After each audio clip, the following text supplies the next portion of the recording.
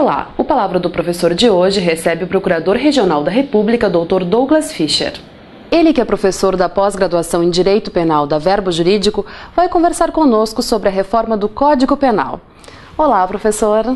Boa noite. Nos fale um pouco sobre o tema da aula da pós-graduação de hoje em Direito Penal. Pois muito bem, atendendo uma solicitação honrosa do Verbo Jurídico para poder estar aqui falando hoje sobre um tema bastante caro a mim, que é relacionado, ao direito penal, ao sistema penal que nós estamos vivendo hoje no Brasil, ao problema de aplicação de teses garantistas, tentar esmiuçar algumas coisas relacionadas a isso, da importância dessa tese, da importância de sabermos o que está acontecendo, e com enfoque mais específico também numa área que me é muito cara, não só por razões profissionais, mas também por razões de estudos que já faço há alguns anos, que são relacionados aos crimes econômicos financeiros. Então hoje eu farei uma análise, primeiro, principiológica, de análise de bens jurídicos, constitucionalização, necessidade ou não de incriminalização de determinadas condutas, por que isso é importante. E numa sequência farei uma análise da importância de nós termos, na minha opinião, a criminalização de determinadas condutas, e por fim vou fazer uma análise comparativa do PLS, Projeto de Lei do Senado, número 236, que foi decorrência de um trabalho feito por uma comissão de juristas, que uma vez protocolado começou a ter um trâmite dentro do Senado da República, e agora eu estou auxiliando o senador Pedro Taques na depuração desse projeto de lei, alguns ajustes que foram feitos e o porquê que esses ajustes foram feitos, né? Então, eu tentarei dar esse panorama teórico-constitucional, a importância desse tipo de criminalidade, como ele precisa ser tratado e como ele está sendo tratado. Vamos partir de uma parte teórica para uma parte de concretude da realidade. Com relação à reforma do Código Penal, o que deve ser destacado?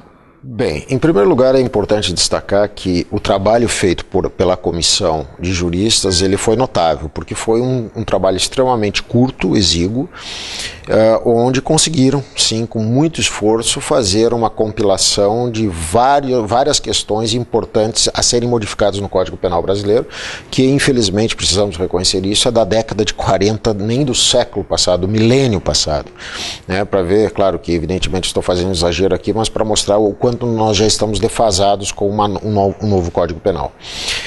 Entretanto, isso é uma opinião que tenho, creio que alguns equívocos foram cometidos também por conta desse pouco tempo que se teve para poder se analisar todos os dispositivos do Código Penal. E não se pode fazer um Código Penal que se necessita muito tempo em poucos meses. E me parece que ali ocorreram alguns equívocos, alguma falta de equalização de penas, em que aí sim fui convidado pelo senador Pedro Taques, que é o relator do projeto de lei, para que nós tentássemos harmonizar da melhor forma possível esse projeto de lei, e tentando expungir dali os equívocos, os problemas decorrentes de uma redação que foi dada muito rápida, e algumas incongruências, sim, que infelizmente existiram. Mas o mérito é importante.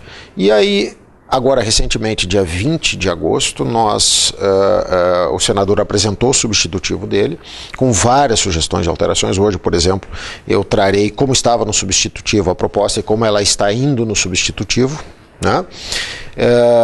E são inúmeros pontos que podemos destacar. Claro que não vou ter aqui a intenção de esgotar todos os tópicos, mas, por exemplo, um dos maiores problemas que nós temos no Brasil é de prescrição dos crimes. Tentar explicar a prescrição para qualquer membro de Ministério Público ou advogado fora do Brasil, ninguém entende. Porque nós temos, por exemplo, aqui algo que é só nosso: prescrição retroativa. Isso não existe em lugar nenhum do mundo e é uma das maiores causas de impunidade no Brasil. Essa é uma proposta que não era da comissão, mas que o senador, a partir de seus conhecimentos, a partir da constatação dos problemas da realidade que nós temos no Brasil, está propondo, por exemplo, acabar com a prescrição retroativa. Né? O que nós podemos referir ainda? Sistema de progressão de penas. Nós temos um sistema em que a grande maioria das pessoas tem a sensação de impunidade. porque se cumpre um pouquinho de pena e imediatamente já está em regime aberto. Nós temos um problema, é verdade, da superlotação carcerária. É que hoje, infelizmente, no Brasil, a população carcerária, boa parte dela não deveria estar lá.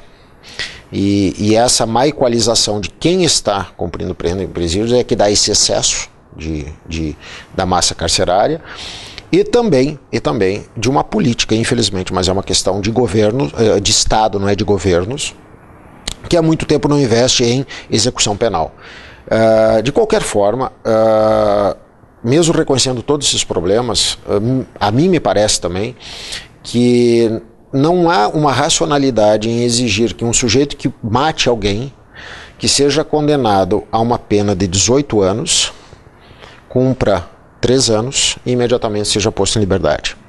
Me parece que há uma desproporção nisso, em que os direitos coletivos eles estão sendo vistos como um segundo, terceiro, quarto nível.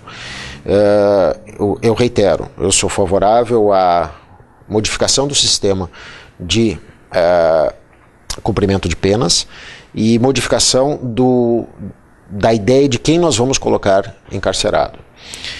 Mas aí é uma ideia que não é minha, é uma ideia que é do senador, como relator, não sei se isso vai passar, ou apenas noticio, de um endurecimento um pouco maior para os crimes mais graves, do regime de cumprimento de penas, né? E um abrandamento para aqueles crimes que não são tão graves. Ou seja, está se adotando uma proporcionalidade que a ideia é exatamente tentar tirar a grande massa daqueles que estão presos e tentar lá deixar com melhores condições de cumprimento de pena por mais tempo, né?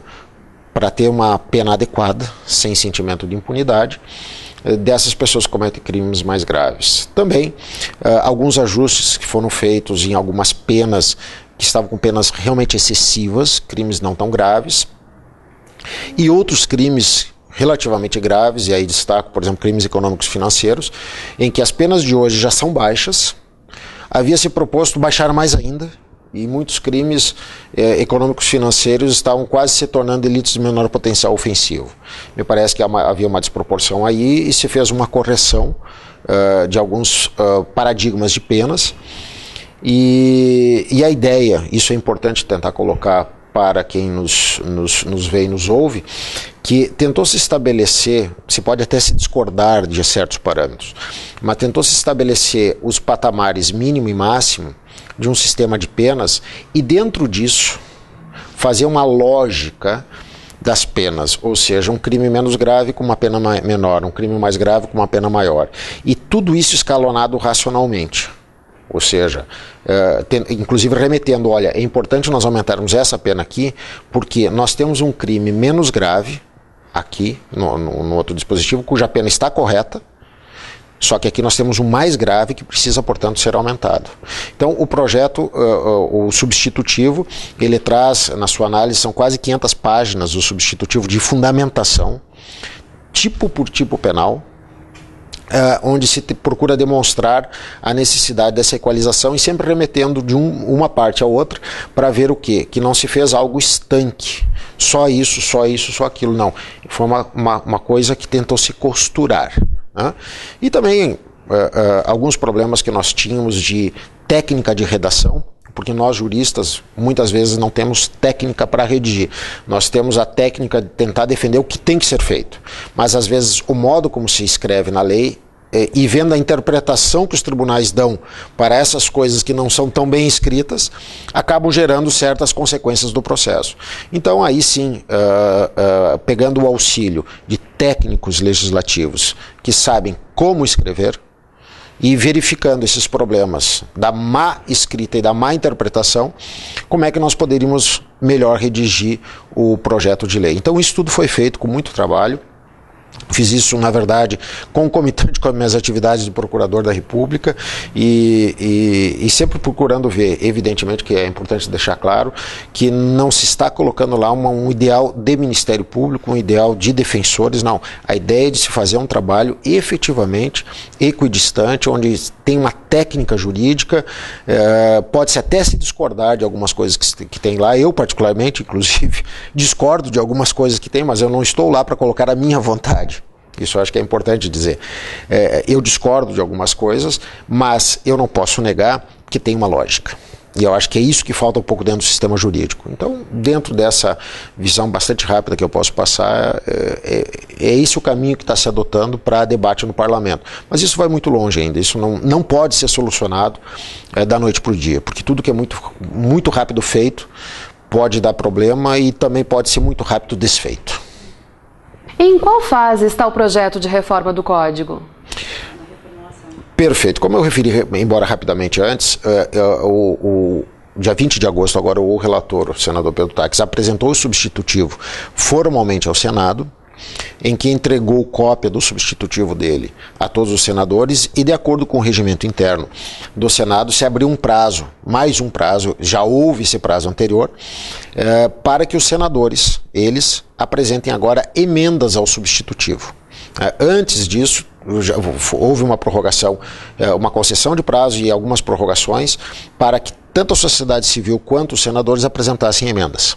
Agora é uma parte em que apenas os senadores apresentam, mas não há óbice nenhum que qualquer órgão de representação vá a um senador e diga, olha, isso aqui seria importante o senhor assumir essa responsabilidade para apresentar uma emenda. Não há problema nenhum. Essas emendas vão de 3 a 13 de setembro, em que após isso o relator, junto com a equipe da qual eu participo, nós analisaremos emenda por emenda e apresentaremos para ele considerações, sim, não, por quê, em que ele decidirá junto com os membros da comissão, os senadores, não seremos nós, os auxiliares, que faremos isso.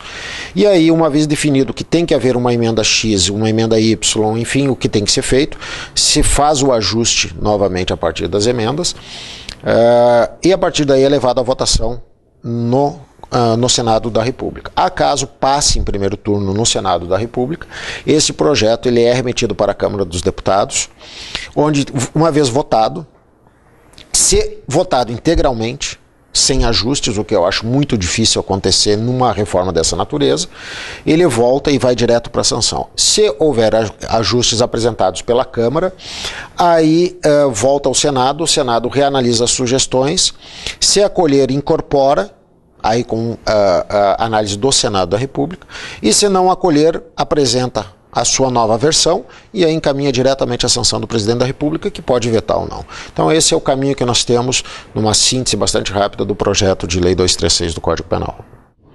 Muito obrigada, professor.